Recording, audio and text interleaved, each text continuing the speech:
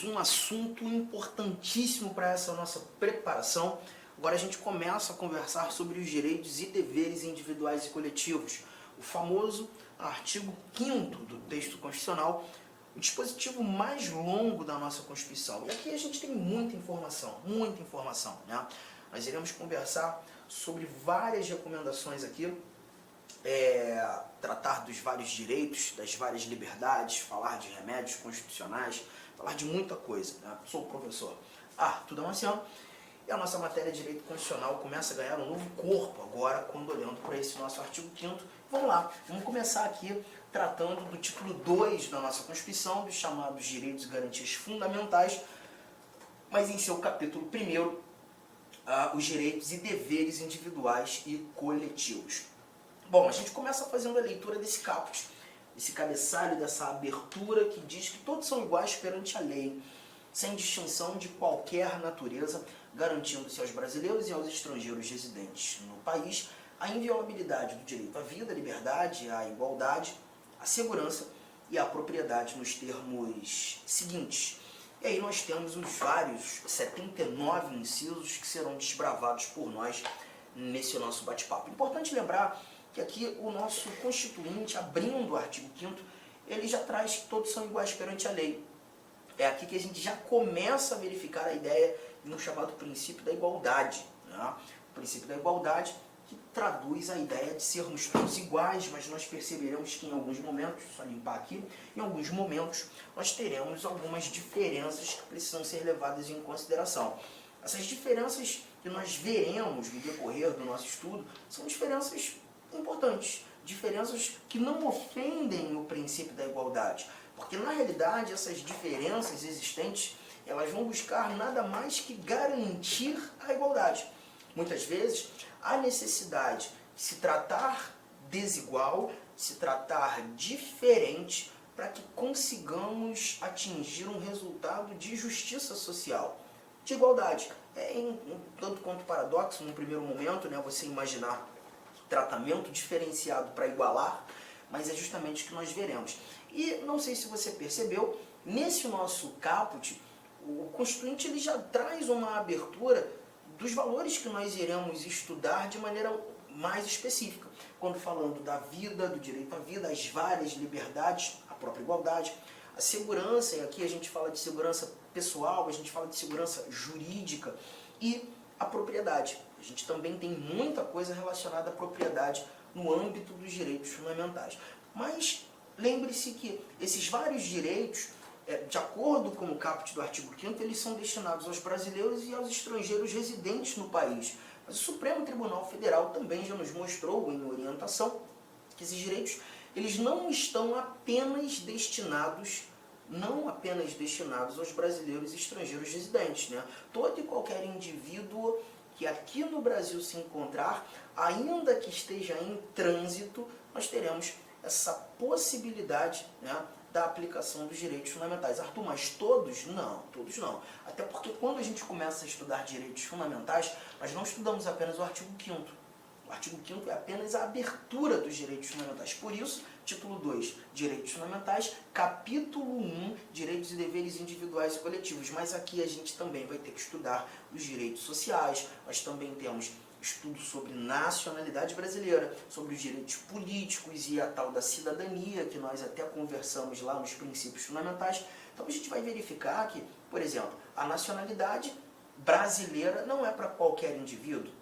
O estrangeiro, por exemplo, que tem a pretensão de se tornar um nacional, de conquistar a nacionalidade brasileira, ele vai ter que atender a algumas regras. Alguns requisitos precisam ser cumpridos. Dentre esses requisitos, a residência no Brasil. Para se tornar um brasileiro naturalizado, é necessário residir no Brasil. Arthur, por quanto tempo?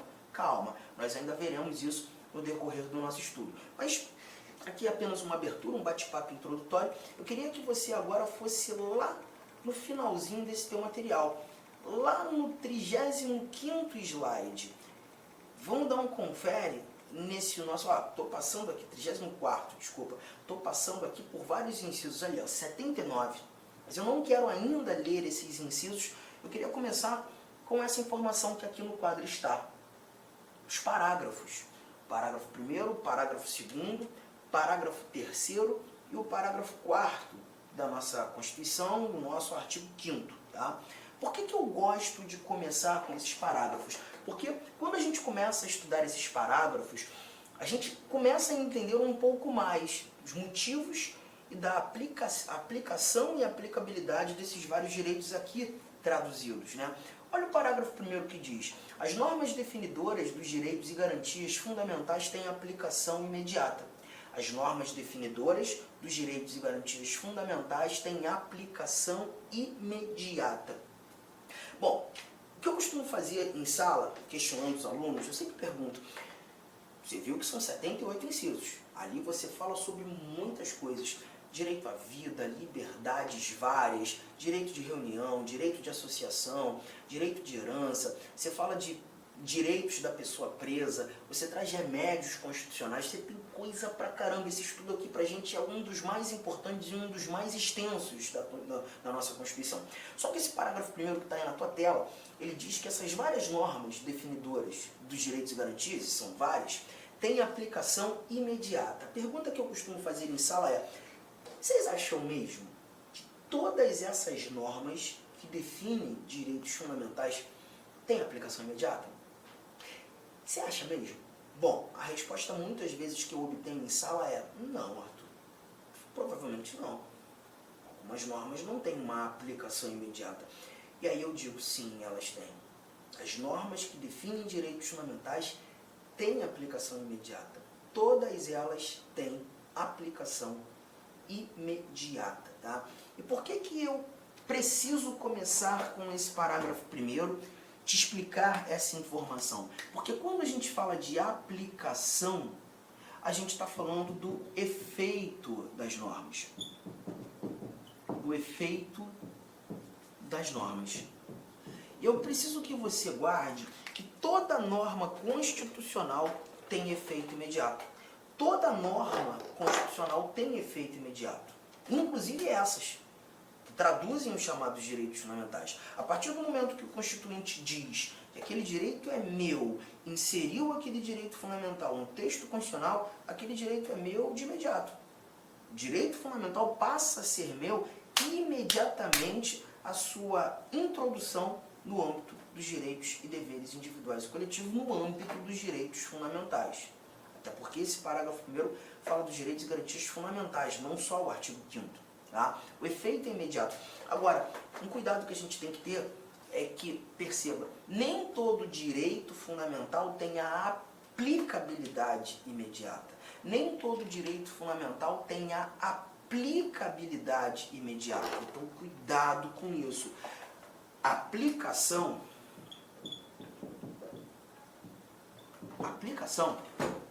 essa palavra tem um significado diferente da palavra aplicabilidade.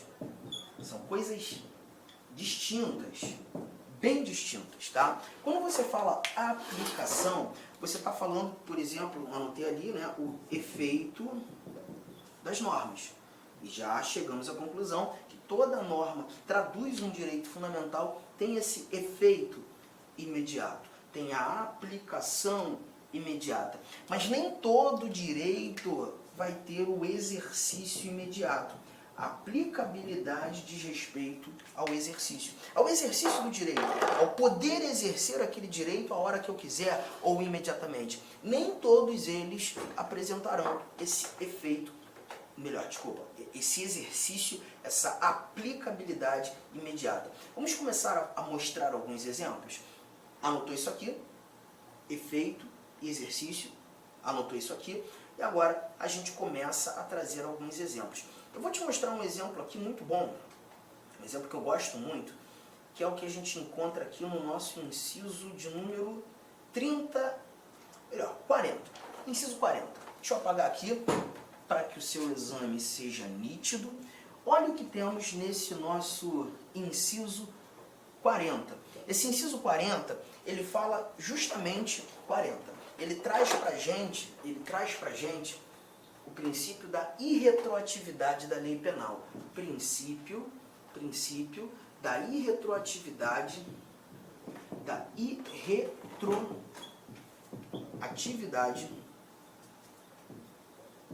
da da lei penal. E o que nós encontramos aqui no princípio da irretroatividade da lei penal? Lê comigo. A lei penal não retroagirá, salvo para beneficiar o réu. Vamos lá, pensa só. Quando a gente fala desse princípio da irretroatividade da lei penal, a lógica é, vamos imaginar que há mais ou menos uns 3, 4 meses atrás, eu tenha praticado uma conduta muito reprovável pela sociedade, uma conduta absolutamente imoral, muito imoral. Todavia, no momento em que pratiquei essa conduta não era considerada crime. Nós não tínhamos essa conduta como um ato criminoso, como um tipo penal. E eu pratiquei. Tá? Alguns 2 meses depois da prática desse crime, eu, Arthur, acabo verificando uma alteração da lei penal. O legislador passou a entender aquela conduta praticada por mim como criminosa. A pergunta que fica é, se eu pratiquei essa conduta em momento anterior à sua tipificação, será que eu posso ser processado, julgado, condenado por isso? Bom, não. Então eu estou percebendo que o chamado princípio da irretroatividade da lei penal é uma proteção que eu tenho. E quando a gente verifica, estuda o artigo 5º, nós veremos que em vários desses dispositivos, o que o Constituinte quis trazer foi proteção. A lei penal não vai retroagir. Se você praticou essa conduta em momento anterior a ela ter sido chamada, definida como crime, você não pode ser processado, julgado. Essa lei não vai retroagir. Ela não vai ter esse efeito chamado ex tunc, né? Que significa efeito retroativo. Efeito retroativo. Não vai ter. Salvo se essa alteração da lei penal for para te beneficiar. Se for para benefício, beleza, aí retroage. Não sendo, ela não pode. Então perceba, gente, esse inciso 40 ele me protege. É uma norma que define um direito fundamental. A pergunta que te faço é, eu dependo de alguma lei abaixo da Constituição, algum ato normativo que complemente a Constituição para ter essa proteção, ou a própria norma constitucional ela já foi suficiente em me proteger? A leitura já garantiu efetivamente a proteção. Você está chegando à conclusão que essa leitura já me protege. Então já estou chegando mais uma conclusão. A norma ela é suficiente. A norma ela é integral. A norma ela é completa. A proteção que essa norma quis me dar, ela conseguiu. Ela não depende de mais nada. A norma tem uma eficácia direta. A norma tem uma eficácia imediata. A norma é de exercício imediato. A proteção ela é imediata. Então, concluindo aqueles dados que a gente viu agora há pouco, essa norma tem aplicação imediata. Aplicação. Porque quando a gente fala de aplicação, a gente está tratando daquela norma que tem um efeito imediato. Toda norma tem efeito imediato. Agora, será que, além do efeito imediato, eu consigo praticar, vivenciar, gozar dessa proteção imediatamente? Consigo. Então aqui você está verificando que essa norma ela tem uma eficácia plena, porque ela é completa. E não houve aqui na anotação a possibilidade de uma restrição. Arthur, a lei penal não retroagirá, salvo para beneficiar o réu. No entanto, se você fizer isso aqui, ela pode retroagir para te prejudicar. Não tem essa exceção. Não existe essa possibilidade escrita, prevista, de se diminuir a minha proteção. A proteção está lá. A norma não retroage em prejuízo. Tamo junto, tranquilo. Então a gente está percebendo essa norma como uma norma de eficácia plena. Só que, espera aí, eu tenho que colocar alguns detalhes aqui na sua anotação. Deixa eu trazer, pela primeira vez, a tela branca, porque esse papo aqui é um papo muito importante a título de prova. Nesse momento, a gente vai começar a analisar a classificação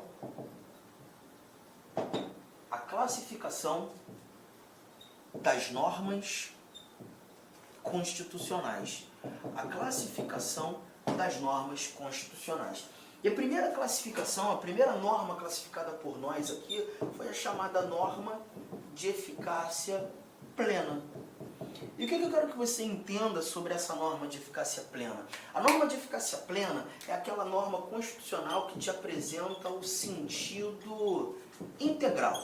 Ou seja, a norma é completa, a norma é suficiente em te proteger, em te garantir o exercício do direito. A norma, ela é totalmente suficiente, completa, de sentido integral. E se tudo o que eu precisava saber para exercer o meu direito ou para vivenciar, gozar daquela proteção foi apresentada na norma constitucional, eu verifico a aplicabilidade, olha a palavra, gente, aplicabilidade imediata.